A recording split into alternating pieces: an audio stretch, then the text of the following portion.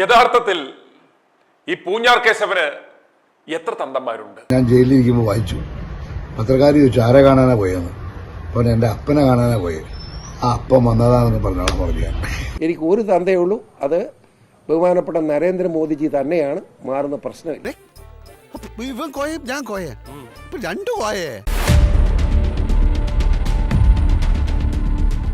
ഈ ചോദ്യം i2i news ചോദിക്കുന്നതല്ല കേട്ടോ.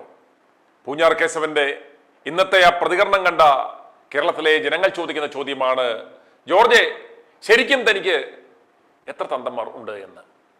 ഇപ്പോൾ മോദിജിയാണ് തന്റെ ഏക തന്ത എന്ന് ഇദ്ദേഹം ഉറച്ചു പറയുന്നു. എനിക്ക് ഒരു തന്തയേ ഉള്ളൂ, അത് ബഹുമാനപ്പെട്ട നരേന്ദ്രമോദിജി തന്നെയാണ്. മാറുന്ന പ്രശ്നമില്ല. എന്നിട്ട് എന്തുകൊണ്ട് അയാൾ ഇതെന്നോട് പറഞ്ഞില്ല? എന്നാൽ 2018 സെപ്റ്റംബറിൽ ഈ PC ജോർജ് പറഞ്ഞത് ബിഷപ്പ് ഫ്രാങ്കോ ആണ് തന്റെ അപ്പൻ എന്നാണ്. കുറവലങ്ങാട് മഠത്തിലെ മഠത്തിലമ്മയെ ബലാത്സംഗം ചെയ്തു, പ്രകൃതിവിരുദ്ധ പീഡനത്തിന് ഇരയാക്കി, ഭീഷണിപ്പെടുത്തി എന്നീ കുറ്റകൃത്യങ്ങളിൽ പോലീസ് FIR രജിസ്റ്റർ ചെയ്ത കേസിൽ പാലാ ഫസ്റ്റ് ക്ലാസ് മജിസ്ട്രേറ്റ് കോടതി പാലാ സബ് ജയിലിലേക്ക് ഫ്രാങ്കോയെ റിമാൻഡ് ചെയ്തിരുന്നു. പാലാ സബ് ജയിലിൽ 2018 സെപ്റ്റംബറിൽ ബിഷപ്പ് ഫ്രാങ്കോയെ കാണാൻ PC ജോർജ് എത്തിയപ്പോൾ ഫ്രാങ്കോയുടെ ആ കയ്യും അംശവടിയും മുത്തി മാധ്യമങ്ങളോട് അയാൾ പറഞ്ഞ കാര്യങ്ങളാണ്, ഞാൻ എൻ്റെ അപ്പനെ കാണാൻ വന്നതാണ് എന്ന്. സംശയമുണ്ടോ ഈ കാര്യം സത്യമാണെന്ന്? ഫ്രാങ്കോ തന്നെ ഇത് സത്യമാണെന്ന് പറയും. അന്ന് ഫ്രാങ്കോ ആയിരുന്നു PC-യുടെ അന്നദാതാവ്. ഈ പറഞ്ഞത് PC-യുടെ വീട്ടിൽ തന്നെ ഇരുന്നാണ് കേട്ടോ. ഞാൻ ജയിലിലായിരിക്കുമ്പോൾ സാർ എന്നെ കാണാൻ വന്നു. എൻ്റെ ഒരു മര്യാദയ്ക്ക് ഞാനൊരു റിട്ടേൺ വിസിറ്റ്. പിന്നെ പിറ്റേ ദിവസത്തെ പത്രത്തിൽ ഞാൻ ജയിലിലിരിക്കുമ്പോൾ വായിച്ചു. പത്രക്കാർ ചോദിച്ചു ആരെ കാണാനാ പോയെന്ന്. അപ്പോൾ എന്റെ അപ്പനെ കാണാനാ പോയത്. ആ അപ്പം വന്നതാണെന്ന് പറഞ്ഞോളാം പറഞ്ഞു. എനിക്ക് ഒരു തന്തയേ ഉള്ളൂ, അത് ബഹുമാനപ്പെട്ട നരേന്ദ്രമോദിജി തന്നെയാണ്. മാറുന്ന പ്രശ്നമില്ല. എനിക്ക് അറിയാൻ മേലാത്തോണ്ട് ചോദിക്കുക, താൻ ആരുവാ? PC ജോർജ്, ഇനിയെങ്കിലും താങ്കൾ ഒരിടത്ത് കുറിച്ച് നിൽക്കണം. ഇത്രയും പ്രായമൊക്കെ ആയില്ലേ? കൃത്യമായും താങ്കൾക്ക് എത്ര തന്തന്മാരുണ്ട്? സ്വന്തം മാതാവിനെ രാഷ്ട്രീയ നേട്ടങ്ങൾക്കായി ഇതുപോലെ അപമാനിച്ച ഒരു രാഷ്ട്രീയക്കാരൻ ഈ കേരളക്കരയിൽ വേറെ ഉണ്ടോ എന്നറിയില്ല. കാണാൻ സാധ്യത കുറവാണ്. പൂഞ്ഞാർ കേശവനും മകനും പ്രാണരക്ഷാർത്ഥം BJP-യിൽ അഭയം പ്രാപിച്ചപ്പോൾ അന്നേ ഞങ്ങൾ പറഞ്ഞിരുന്നു, ഇത് അമേദ്യം എടുത്ത് മടിയിൽ വെക്കുന്നത് പോലെയാകും അവസാനം എന്ന്. ഇപ്പോൾ എന്തായി? ഈരാറ്റുപേട്ടയിലെ ഇസ്ലാം മത വിശ്വാസികൾ വാതുറന്നാൽ വർഗീയത മാത്രം പറയുന്ന ഈ അപ്പനെയും മകനെയും പഞ്ഞിക്കിടും, വീടിന് പുറത്തിറങ്ങാൻ ഇവർക്ക് നിവൃത്തിയില്ല എന്ന ഘട്ടം വന്നപ്പോഴാണ് പ്രാണരക്ഷാർത്ഥം ഇവറ്റകൾ BJP-യിൽ അഭയം പ്രാപിച്ചത്. അന്ന് BJP-ക്ക് അത് മനസ്സിലായില്ല. ഈ വിടുവാൻ പറഞ്ഞാൽ കേരളത്തിലെ ക്രൈസ്തവർ മുഴുവൻ വോട്ട് ചെയ്തില്ലെങ്കിൽ പോലും പാലാ പ്രദേശത്തെ കത്തോലിക്കരെങ്കിലും വോട്ട് ചെയ്താൽ അപ്പനും മകനുമെങ്കിലും വിജയിക്കും എന്ന് BJP നേതൃത്വം കണക്കുകൂട്ടി. എന്നാൽ പാലായിലെയും പരിസര പ്രദേശങ്ങളിലെയും സകല ബിഷപ്പന്മാരും റോമൻ കത്തോലിക്കരും ഒത്തുചേർന്ന് ഇത്തവണ അപ്പനെയും മകനെയും തോൽപ്പിച്ചു. അവർക്കറിയില്ല ഇവന്മാർ ആരുടെയൊക്കെ മുതലാണെന്ന്. BJP-ക്കാർ കോടികൾ തെരഞ്ഞെടുപ്പ് ഫണ്ടായി അപ്പന്റെയും മകന്റെയും വീട്ടിൽ ചാക്കിൽ കണ്ട കൊടുക്കും എന്ന് ഇവന്മാർ സ്വപ്നം കണ്ടു. പക്ഷെ പാർട്ടി അത് ചെയ്തില്ല. എന്നാൽ തോറ്റു കഴിഞ്ഞപ്പോൾ PC തന്റെ തനിക്കുണം ഇപ്പോൾ പുറത്തെടുത്തതാണ് എരുമേലിയിൽ നാം കണ്ടത്. ഇത് സ്വല്പം താമസിച്ചു പോയി എന്നാണ് ഞങ്ങളുടെ ഒരിത്. കാരണം ജോർജിന്റെ ഒരു ഗുണമനുസരിച്ച് പൊട്ടിയ അന്ന് തന്നെ ഇതൊക്കെ വിളിച്ചു പറയേണ്ടുന്നതാണ്. പക്ഷേ RSS പിള്ളേരുടെ വടി പിന്നാമ്പുറത്തൂടെ കയറും എന്ന് അപ്പനും മോനും നന്നായി അറിയാം. അതുകൊണ്ടാണ് ഇതുപോലൊരു തന്ത്രം പ്രയോഗിച്ചത്. പൂഞ്ഞാർ മണ്ഡലത്തിലെ തെരഞ്ഞെടുപ്പ് പ്രവർത്തനങ്ങൾക്കായി BJP കേന്ദ്ര നേതൃത്വം 4.25 കോടി രൂപ നൽകിയിരുന്നുവെന്നും ഈ തുക പ്രാദേശിക നേതാക്കൾ തട്ടിയെടുത്തുവെന്നും PC ജോർജ് എരുമേലിയിൽ വിളിച്ചു പറഞ്ഞതാണ് പുതിയ വിവാദങ്ങൾക്ക് തുടക്കമിട്ടത്. തെരഞ്ഞെടുപ്പിന് ശേഷം തനിക്ക് ലഭിച്ച കണക്കുകൾ പുറത്തുവിട്ടാൽ പാർട്ടി പ്രവർത്തകർക്ക് തന്നെ നാണക്കേടാകുമെന്ന് അദ്ദേഹം പരിഹസിച്ചു. ഓരോ പോളിംഗ് ബൂത്തിനും 31,000 രൂപ വീതം നൽകുവാൻ നിർദ്ദേശമുണ്ടായിരുന്നെങ്കിലും ഫണ്ടിന്റെ ചുമതലയുണ്ടായിരുന്ന സജി കുരിക്കാട് ഉൾപ്പെടെയുള്ളവർ പല ബൂത്തുകളിലും പണം എത്തിച്ചിട്ടില്ലെന്ന് ജോർജ് കുറ്റപ്പെടുത്തി. BJP-യുടെ പണം തട്ടിയെടുത്ത് പല നേതാക്കളും പുതിയ കാറുകൾ വാങ്ങുകയാണെന്നും ഈ പണം ഉപയോഗിച്ച് വാങ്ങുന്ന കാറുകൾ അപകടത്തിൽപ്പെടുമെന്നും PC അറിഞ്ഞു വിരാഗി. 4.5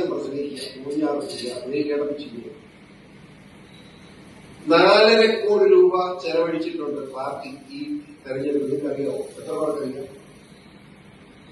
നിങ്ങൾ ആരൊക്കെ അതിന്റെ വീതം പറ്റിയിട്ടുണ്ടെന്ന് എനിക്കറിയില്ല. നിങ്ങൾ സ്വയം ചിന്തിച്ചു കൊടുക്കും. ഞാൻ അങ്ങനെ തൊട്ടില്ല കേട്ടോ. ആ രൂപയിൽ തൊട്ടില്ലെന്ന് മാത്രമല്ല, അത് മുഴുവൻ നമ്മുടെ സജി കുരിക്കാടിനെ ഏൽപ്പിച്ചേക്കുന്നത് എനിക്ക് പറ്റില്ല.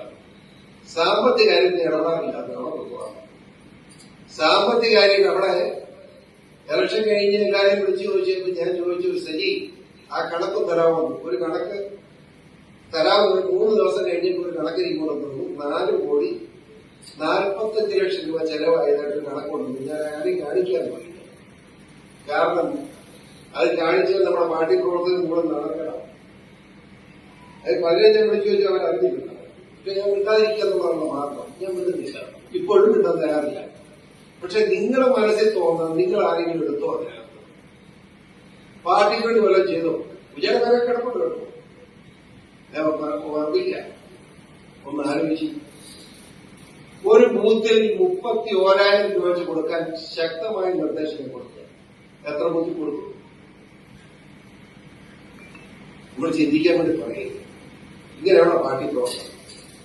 എല്ലാ ബൂത്തിലും 31,000 രൂപ വെച്ച് കൊടുക്കണമെന്നുള്ള സ്ട്രിക്റ്റായ തീരുമാനമെടുത്ത് പണം കൊടുക്കുക. ആ പണം അവിടെ പോയി. ഞാൻ നെടനാട് പഞ്ചായത്തിൽ ഒരു ബൂത്ത് പ്രസിഡന്റ്, അതായത് ഒറ്റയ്ക്ക് നിൽക്കുമ്പോൾ 3,000 കൂടുതൽ ലീഡ് ചെയ്യുന്ന പഞ്ചായത്ത് നെടനാട്. ആ പഞ്ചായത്ത് ഞാൻ 2ാം സ്ഥാനത്ത് ഞാൻ അന്തിച്ചു. വോട്ടിംഗ് ലിസ്റ്റ് എടുത്ത് നോക്കിയപ്പം കാടനെത്തിയത് 50 സ്ഥാനം പോകാം. അവിടെ മുഴുവോട്ട് നമുക്ക് കിട്ടുന്നതാണ്. എന്ത് സംഭവിച്ചു? അവിടുത്തെ ബൂത്ത് പ്രസിഡന്റ് വിളിച്ചു വരുത്തിയാൽ നിന്നെ തന്നെ ആ 31,000 നീ എന്ത് ചെയ്തെന്ന് ചോദിച്ചു. ഡൽഹി തന്നിട്ടില്ല ബൂത്ത് പ്രസിഡന്റ്. അത് കൊടുക്കാൻ എപ്പിച്ചവരെ വിളിച്ച് അവരെ വിളിച്ചു വരുത്തി. കൊടുക്കാൻ മറന്നുപോയി. പിന്നെ വായി വന്ന് ചീത്തയിൽ അവർ കാശ് കൊണ്ടുപോകാൻ പണം വെച്ചാൽ കാശ് മേടിച്ചാൽ വിട്ടത്. അപ്പോൾ അവരോട് മാത്രം കാശ് കൊടുക്കുക, ആരും കാശ് മേടിച്ചത്. അത് ഞാൻ സൂക്ഷിച്ചു വെച്ചിട്ടുണ്ട്. ബൈബിളുണ്ട്, ബൈബിളിനാണെങ്കിൽ മറക്കരുത്. അത്ര വൃത്തിയുള്ളവന്മാരാണ് നമ്മുടെ പാർട്ടി. ഇങ്ങനെയാണോ പാർട്ടി പ്രവർത്തനം? നിങ്ങൾ ആലോചിച്ചു ഇങ്ങനെ പാർട്ടികൾ പോകാൻ കഴിയുന്നു? ഇതൊക്കെ എങ്ങനെയെങ്കിലും ഒന്ന് പുറത്തുവിടണം എന്ന് ശ്വാസം മുട്ടി നടന്ന PC ജോർജ് തന്നെ ചട്ടം കെട്ടി ചിത്രീകരിച്ച് പുറത്തുവിട്ടതാണ് ഈ വീഡിയോ എന്നാണ് വിവരം. അപ്പോൾ പാർട്ടി നേതൃത്വം പ്രതിരോധത്തിലാകും. അന്വേഷണം വന്നാൽ എല്ലാവരും നാറും. അതുകൊണ്ട് പാർട്ടി നേതൃത്വം ഒരു ഒത്തുതീർപ്പ് ഫോർമുല കൊണ്ടുവരും. പണമായും പദവിയായും അപ്പനും മകനും വേണ്ടത് കിട്ടിക്കഴിഞ്ഞാൽ പതിവ് പോലെ മലക്കം മറിയാമെന്നും ദൂതന്മാർ മുഖേന ഇയാൾ വാക്കുകൊടുത്തു. അതുപോലെ തന്നെ ഈ വീഡിയോ പുറത്തു വന്നു. വിവാദം ആകുന്നതിന് മുമ്പ് തന്നെ പതിവ് പോലെ PC ജോർജ് തന്റെ ആരോപണങ്ങളെല്ലാം തിരുത്തി പരസ്യമായി മലക്കം മറിഞ്ഞു. ഇനി മറ്റെങ്ങും പോക്കടമില്ലാത്തത് കൊണ്ട് അപ്പനും മകനും ഈ പാർട്ടി ചവിട്ടി പുറത്താക്കിയില്ലെങ്കിൽ BJP-യിൽ തന്നെ തുടരുമെന്നും BJP വിടുന്ന പ്രശ്നമില്ലെന്നും തനിക്ക് ഒറ്റത്തന്തയേ ഉള്ളൂ, അത് മറ്റാരുമല്ല നരേന്ദ്രമോദിജിയാണെന്നും പറഞ്ഞ് അദ്ദേഹം BJP നേതൃത്വത്തോടുള്ള തന്റെ കൂറ് ഉളുപ്പില്ലാതെ ആവർത്തിച്ചു. പിന്നെ ഞാൻ നിങ്ങളുടെ പച്ചക്കാണ്, ഞാൻ BJP ചേർന്ന് വെറുതെ ചേർന്നതല്ല. അത് പച്ചയ്ക്ക് ഞാനങ്ങ് പറയുക. എൻ്റെ ജീവൻ രക്ഷിക്കാൻ വന്ന് RSSും BJP-യുടെ പ്രവർത്തകരുമാണ്. എല്ലാ മതത്തിലുണ്ട് തീവ്രവാദി. ക്രിസ്ത്യാനികളുണ്ട്, ഹിന്ദുവിലുണ്ട്, മുസ്ലിമിലുണ്ട്. പക്ഷേ മുസ്ലിമിൽ തീവ്രവാദി കൂടുതലാണ്. അതാണ് സത്യം. എനിക്ക് ഒരു തന്തയേ ഉള്ളൂ, അത് ബഹുമാനപ്പെട്ട നരേന്ദ്രമോദിജി തന്നെയാണ്. മാറുന്ന പ്രശ്നമില്ല. ബിഷപ്സിൻ്റെ തന്നെ ഭൂരിപക്ഷം വരുന്ന ബിഷപ്സും ഒറ്റക്കെട്ടായി UDF-ന് അനുകൂലമായ തീരുമാനമെടുത്തു. ആ തീരുമാനമാണ് എന്നെ തോപ്പിച്ചത്. ഞാൻ ദൈവത്തെ സാക്ഷ്യപ്പെടുത്തി നിങ്ങളോട് കാര്യം പറയട്ടെ. എലക്ഷൻ ഫണ്ട് എന്താണെന്ന് പോലും എനിക്കറിയില്ല. ഞാൻ തെരഞ്ഞെടുപ്പിന് നിൽക്കില്ല എന്ന് ശപഥം ചെയ്ത് പറഞ്ഞ ആളാണ്. പാർട്ടിയുടെ കേന്ദ്ര കമ്മിറ്റിയിൽ നിന്നും സംസ്ഥാന പ്രസിഡന്റായിട്ടുള്ള നമ്മുടെ രാജീവ് ചന്ദ്രശേഖർ അദ്ദേഹവും വളരെ നിർബന്ധമായും BJP-യുടെ നിലനിൽപ്പിൻ്റെ പ്രശ്നമാണ്, നിൽക്കണം എന്ന് പറയും. കാരണം പൂഞ്ഞാറ്റ് വേറെ ആളില്ല, നിൽക്കണമെന്ന് പറഞ്ഞുകൊണ്ടാണ് ഞാൻ നിന്നത്. കഴിഞ്ഞ തെരഞ്ഞെടുപ്പിൽ BJP-യുടെ സ്ഥാനാർത്ഥി കിട്ടിയോട് 2,900 വോട്ട് മാത്രമാണ് ഇവിടെ പൂഞ്ഞാറ്റിൽ. ഇത്തവണ അത് ഞാൻ നിന്നുകൊണ്ട് ആണെന്ന് ഉള്ള അഹങ്കാരം പറയുകയല്ല, ഇത്തവണ അത് 36,112 വോട്ടാക്കി ഉയർത്താൻ കഴിയും. സ്വാഭാവികമായും മറ്റ് പലർക്കും അതിന് എന്നോട് ഇച്ചിരി മനപ്രയാസവും വേദനയൊക്കെ ഉണ്ടാവാം. അത് വേദനയൊക്കെ മനസ്സിൽ വെച്ചുകൊണ്ട് ഇരുന്നാൽ മതിയല്ല. ഞാൻ എന്ത് ചെയ്യാനാണ്? ദൈവം എനിക്ക് അനുകൂലമായി, ജനം അനുകൂലമായി വോട്ട് ചെയ്തു, അതിന് വഴക്കുണ്ടാക്കിയിട്ട് കാര്യമില്ല. എന്നാൽ നിങ്ങൾ മനസ്സിലാക്കേണ്ട ഒരു സത്യം ഞാൻ പറയാം. ഞാൻ ഇലക്ഷൻ തോറ്റ് കഴിഞ്ഞ്, സ്വാഭാവിക തോൽവി ഒരു ആഘാതമാണല്ലോ. തോറ്റ് കഴിഞ്ഞ് ഞാൻ എരുമേലി ഒരു കമ്മിറ്റി ചെന്ന് 2 BJP സ്ട്രോങ് ആളുകൾ, അതാ രസം. അമ്മമാരെന്നോട് പറഞ്ഞു 4,45 രൂപ കിട്ടുക, ഇതെല്ലാം കൂടെ എവിടെ പോയി, എന്ത് ചെയ്തു, മറിച്ചത് എന്നെ ചൂടാക്കി. എടാ, അപ്പോൾ ഞാൻ ഇത്രയും രൂപ കിട്ടുമോ? എനിക്കറിയത്തില്ലല്ലോ. അപ്പം ഞാൻ അവിടെ പറഞ്ഞു 4,45 രൂപ കിട്ടിയത് ആരൊക്കെ കട്ടു, എവനൊക്കെ തിന്നു എന്ന് അറിയേണ്ടതായിട്ടുണ്ടെന്നൊക്കെ ഞാൻ 2 ചൂടായി. ഞാനതൊന്ന് മൈൻഡ് ചെയ്യാൻ എനിക്ക് പോരുകയും ചെയ്തു. ഇപ്പോൾ തോറ്റു കഴിഞ്ഞ് വർത്തമാനമായിട്ട് കാര്യമില്ലല്ലോ. പക്ഷേ രസം എന്താണെന്ന് ചോദിച്ചാൽ അത് കഴിഞ്ഞ് പാർട്ടി നേതൃത്വം എന്നെ ബന്ധപ്പെട്ടു. ഔദ്യോഗിക കണക്കുകൾ പൂർണ്ണമായിട്ട് എന്നെ കാണിച്ചു. എന്ന് മാത്രം 100 രൂപ കൊടുത്തു പോലും കണക്ക് എഴുതി എന്നെ കാണിച്ചു. അപ്പോൾ എനിക്ക് മനസ്സിലായി ഒരു പൈസ പോലും ആരും മോട്ടിച്ചിട്ടുമില്ല, കൊടുത്തിട്ടുമില്ല. ഒരു അസംബ്ലി സീറ്റിൽ സ്ഥാനാർത്ഥിക്ക് ചിലവഴിക്കാവുന്ന പണം 40 ലക്ഷം രൂപയാണ്. അതിൽ 40 എനിക്ക് ചിലവായിട്ടില്ല. അതാ രസം. അതിന് കണക്കും അതാണ്. പക്ഷെ ഞാനന്ന് എരുമയിൽ പറഞ്ഞത് തെറ്റായിപ്പോയി. ഇതിൻ്റെ അടിസ്ഥാനത്തിൽ പലരും എന്നോട് എല്ലാവരും മറന്നുപോയി, അത് ആരും ഇപ്പോൾ മൈൻഡ് ചെയ്യുന്നില്ല. പക്ഷേ ഇപ്പം നമ്മുടെ റിപ്പോർട്ടർ ചാനലുകാരനൊരു അതിനൊന്ന് ടേക്കപ്പ് ചെയ്തു. റിപ്പോർട്ടർ ചാനലുകാരൻ എനിക്ക് വിരോധമുള്ള പത്രക്കാരനല്ല, ഞാൻ എതിർക്കുന്നില്ല. പക്ഷേ അവർ എന്നോട് ചോദിച്ചു വളരെ വ്യക്തമായിട്ട് കാര്യം പറഞ്ഞു. ഞാൻ എരുമയിൽ വിളിച്ച് ഇങ്ങനെ പറഞ്ഞത് സത്യമാണ്, പക്ഷേ അത്രയും പണം കിട്ടിയിട്ടില്ല. 100 രൂപ പോലും ചിലവഴിച്ചെന്നെ കണക്കെന്നെ കൊണ്ട് കാണിച്ചു. ഒരു പൈസ പോലും ആരും നഷ്ടപ്പെട്ടിട്ടില്ല, കട്ടിട്ടില്ല എന്ന് മാത്രമല്ല, എൻ്റെ ഇവിടുത്തെ ഇലക്ഷൻ ചാറി മുഴുവൻ വഹിച്ചിരുന്ന ഒരു സജി കുരിക്കാട്ട്, സജി എന്ന് അവർ പറഞ്ഞ സജി കുരിക്കാട്ട് എന്നാണ്. അങ്ങേരെ ഒരു ഹയർ സെക്കൻഡറി സ്കൂൾ പ്രിൻസിപ്പളായിട്ട് റിട്ടയർ ചെയ്ത ആളാണ്. 5 പൈസ പോലും കക്കുവ മൂട്ടുക ചെയ്യുന്ന ആളല്ല, വളരെ മാന്യനാണ്. ഒരു തെറ്റും പറയാനില്ല. ഇതാണ് സത്യം. ഞാൻ എരുമയിൽ പറഞ്ഞത് ശരിയല്ല, ഞാനതിന് ക്ഷമ ചോദിക്കുന്നു. അത് കഴിഞ്ഞ് പിന്നെ എന്നെ തെറി പറയേണ്ട കാര്യമുണ്ടോ? നിങ്ങൾ പറ. വളരെ സത്യം എന്നാണ് ഞാൻ കാര്യം പറഞ്ഞത്. ഞാൻ പറഞ്ഞ സത്യമാണ്. നമുക്കൊരു മര്യാദ വേണം. ഞാൻ ഒരു ഒറ്റ എണ്ണം അന്ന് ഇത് പറഞ്ഞു, ഞാൻ ചിരിച്ചെന്ന്. കാരണം ഒരാൾക്കെങ്കിലും ഒരു നയാ പൈസ ഞാൻ കൊടുത്തതായി ഞാൻ പറഞ്ഞിട്ട് കൊടുത്തതായി തെളിയിക്കാമെങ്കിൽ ഞാൻ ശിക്ഷിച്ചോന്ന് പറയുന്നില്ല, ഞാൻ ആത്മഹത്യ ചെയ്തേക്കാം. അതുകൊണ്ട് ചെയ്യാൻ പറ്റുമല്ലോ. മനസ്സിലായില്ലേ? ഒരാൾക്കെങ്കിലും ഞാൻ രൂപ കൊടുക്കുകയോ ഞാൻ പറഞ്ഞിട്ട് കൊടുത്തതായിട്ട് തെളിവ് തരാമെങ്കിൽ ആത്മഹത്യ ചെയ്തേക്കാം. ഞാൻ ചെയ്തിട്ടില്ല. കാരണം അതിനൊന്നും സമയമില്ല. നമ്മൾ ഊണ്ടുകയാണ് നോട്ട് പിടിക്കുകയായിരുന്നു. ഇത്തവണ 36,112 വോട്ട് കിട്ടിയത് 2,900 36,000 ആയെന്ന് നോക്കണം. വെറുതെ കിട്ടിയതാണ്. അത് പല കാര്യഘടകങ്ങളുണ്ട്. പിന്നെ ഞാൻ നിങ്ങളുടെ പച്ചക്കാണ്, ഞാൻ BJP ചേർന്ന് വെറുതെ ചേർന്നതല്ല. അത് പച്ചയ്ക്ക് ഞാനങ്ങ് പറയുക. എൻ്റെ ജീവൻ രക്ഷിക്കാൻ വന്ന RSSും BJPയുടെ പ്രവർത്തകരുമാണ്. എന്നെ ഇവിടെ മുസ്ലിം തീവ്രവാദികൾ, ഞാൻ മുസ്ലിം എന്ന് വാക്ക് ഉപയോഗിക്കുന്നത് ക്ഷമിക്കണം, മുസ്ലിങ്ങളിൽ തീവ്രവാദി എല്ലാ മതത്തിലുണ്ട് തീവ്രവാദി. ക്രിസ്ത്യാനികളുണ്ട്, ഹിന്ദുവിലുണ്ട്, മുസ്ലിമിലുണ്ട്. പക്ഷേ മുസ്ലിമിൽ തീവ്രവാദി കൂടുതലാണ്, അതാണ് സത്യം. ആ തീവ്രവാദികൾ എന്നെ കൊല്ലാൻ വേണ്ടി വന്നപ്പം 2 പ്രാവശ്യം ഈ RSSൻ്റെയും BJPയുടെയും പ്രവർത്തകർ എന്നെ രക്ഷിച്ചത്. ഇതിൽ ഞാൻ കൊല ചെയ്യപ്പെടുമായിരുന്നു. അപ്പോൾ എന്നെ സംരക്ഷിച്ചതിനുള്ള സ്നേഹം കൊണ്ടാണ് ഞാൻ BJP ചേർന്നത്. ഇപ്പം എനിക്ക് ഇനി പാർട്ടി മാറുന്ന പ്രശ്നം ഉദിക്കുന്നില്ല, ചിന്തിക്ക് പോലും വേണ്ടാരും. എനിക്ക് ഒരു തന്തയേ ഉള്ളൂ, അത് ബഹുമാനപ്പെട്ട നരേന്ദ്രമോദിജി തന്നെയാണ്. മാറുന്ന പ്രശ്നമില്ല. ഇതാ സത്യം. അത് വളരെ ക്ലിയർ ആണ്. അത് ആ ഒരു സംശയം ആവശ്യമില്ല. ഇവിടുത്തെ ക്രിസ്ത്യൻ കമ്മ്യൂണിറ്റി BJPക്കെതിരെ ശക്തമായി ആഞ്ഞടിച്ചുകൊണ്ട് UDFന് അനുകൂലമായ നിലപാട് സ്വീകരിച്ചു. അത് ക്രിസ്ത്യൻ കമ്മ്യൂണിറ്റി എന്ന് പറയുന്നത് തെറ്റിദ്ധരിക്കേണ്ട. ബിഷപ്സിൻ്റെ തന്നെ ഭൂരിപക്ഷം വരുന്ന ബിഷപ്സും ഒറ്റക്കെട്ടായി UDFന് അനുകൂലമായ തീരുമാനമെടുത്തു. ആ തീരുമാനമാണ് എന്നെ തോൽപ്പിച്ചത്. ഇല്ലെങ്കിൽ ഞാനിവിടെ ജയിക്കുമായിരുന്നു, സംശയമൊന്നും. ആ നന്ദി അദ്ദേഹത്തിന് ഉണ്ടാവുമെന്നാണ് ഞാൻ കരുതിയത്. അത്രയും മറുപടി ഉണ്ട്. ആ രണ്ട് മാന്യന്മാർ ആരാണെന്ന് പറയാൻ ഞാൻ ഉദ്ദേശിക്കുന്നില്ല. ഒരു കാര്യം പറയാം. ഏതായാലും ഞാൻ അവിടെ പാർട്ടി കമ്മിറ്റി സംസാരിച്ചത് എല്ലാ ചാനലുകാർക്കും എങ്ങനെ കിട്ടി? അത് ആരാണ്? BJPക്കാരും കൊടുത്താണല്ലോ, അവരാണെന്ന് കണക്കാക്കുക. മനസ്സിലായി? നീ തെളിവ് പറയണ്ടല്ലോ. തെരഞ്ഞെടുപ്പ് രംഗത്ത് ഒരു ഭിന്നതയും കാണാനില്ലായിരുന്നു. എല്ലാവരും ഒറ്റക്കെട്ടായിരുന്നു. അതിനകത്ത് ആരും ഒരു വൃത്തികേട് കാണിച്ചായിട്ട് പറയാൻ എനിക്ക് കഴിയില്ല. ഒന്നും ചർച്ചയായില്ലെന്ന് ഇവിടെ ആരും അത് മൈൻഡ് ചെയ്തു പോലുമില്ല. അതൊക്കെ പക്ഷേ അത് ഈ കേന്ദ്ര ഗവൺമെൻറ്റിന് വേണമെങ്കിൽ അസംബ്ലി തെരഞ്ഞെടുപ്പ് കഴിഞ്ഞിട്ട് ആ നിയമത്തെപ്പറ്റി ആലോചിച്ചാൽ മതിയാകാമായിരുന്നു എന്ന് പലരും അഭിപ്രായമുണ്ട്. പക്ഷേ കേന്ദ്ര ഗവൺമെൻറ് സാഹചര്യം കേരളം മാത്രം വെച്ചല്ലോ, ഓൾ ഇന്ത്യ ബേസിലല്ലേ. അപ്പോൾ കുറ്റപ്പെടുത്താൻ കഴിയില്ല. ആ നിയമം കൊണ്ട് ക്രിസ്ത്യാനിക്കുന്ന വിഷമം പറയട്ടെ. ആ നിയമം വന്നതല്ല, നമ്മൾ അതിന് വേറൊന്നുകൂടെ പറയാം. ആ നിയമം കൊണ്ടുവരുന്ന തർക്കം ഉണ്ടായ ക്രിസ്ത്യൻ ബിഷപ്സിനാണ്. അവരുമായിട്ട് നരേന്ദ്രമോദിയുടെ നിർദ്ദേശപ്രകാരം അമിത്ഷാ വളരെ വിശദമായി ചർച്ച ചെയ്തു.